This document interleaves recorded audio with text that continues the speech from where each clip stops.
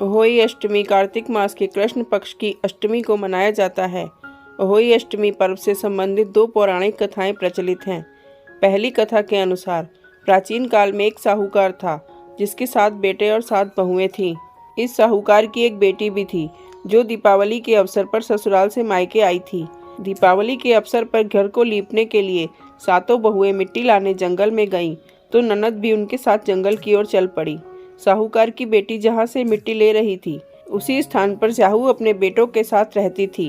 खोदते हुए गलती से साहूकार की बेटी की खुरपी से स्याहू का एक बच्चा मर गया। स्याहू इस पर क्रोधित होकर बोली, मैं तुम्हारी कोख बांधूंगी।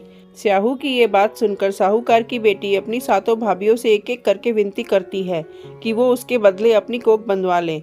सबसे छोटी भाभी ननद के बदले अपनी कोख बंधवाने के लिए तैयार हो जाती है।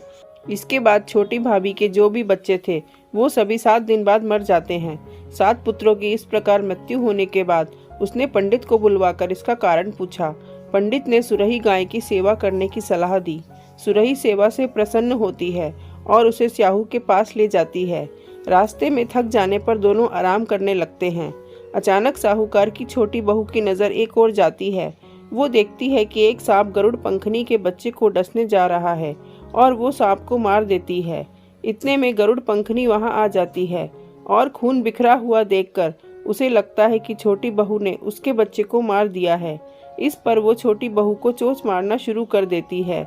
छोटी बहू इस पर कहती है कि उसने तो उसके बच्चे की जान बचाई है। गरुड़ पंखनी इस पर खुश होती है और सुरही सहित उन्हें स्याहू के पास पहुंचा देती है। स्याहू छोटी बहू की सेवा से प्रसन्न होकर उसे 7 पुत्र और 7 बहुएं होने का आशीर्वाद देती है। स्याहू के आशीर्वाद से छोटी बहू का घर पुत्र और पुत्र की वधुओं से हरा भरा हो जाता है।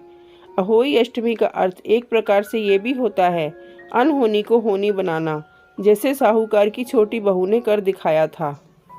दूसरी दंत कथा के अनुसार एक बार एक औरत अपने 7 पुत्रों के साथ एक गांव में रहती थी। एक दिन कार्तिक महीने में वो औरत मिट्टी खोदने के लिए जंगल में गई। वहां पर उसने गलती से एक पशु के शावक की अपनी कुल्हाड़ी से हत्या कर दी। उस घटना के बाद उस औरत के 7 पुत्र एक के बाद एक मृत्यु को प्राप्त हो गए। इस घटना से दुखी होकर उस औरत ने अपनी कहानी गांव की हर एक औरत को सुनाई। एक बड़ी औरत ने उस औरत को ये सुझाव दिया कि वो माता अहोई अष्टमी की आराधना करे। पशु के शावक की सोते हुए हत्या के पश्चाताप के लिए उस औरत ने शावक का चित्र बनाया और माता अहोई अष्टमी के चित्र के साथ रखकर उनकी पूजा करने लगी। उस औरत ने 7 वर्षों तक अहोई अष्टमी का व्रत रखा और आखिर में उसके 7 पुत्र फिर से जीवित हो गए।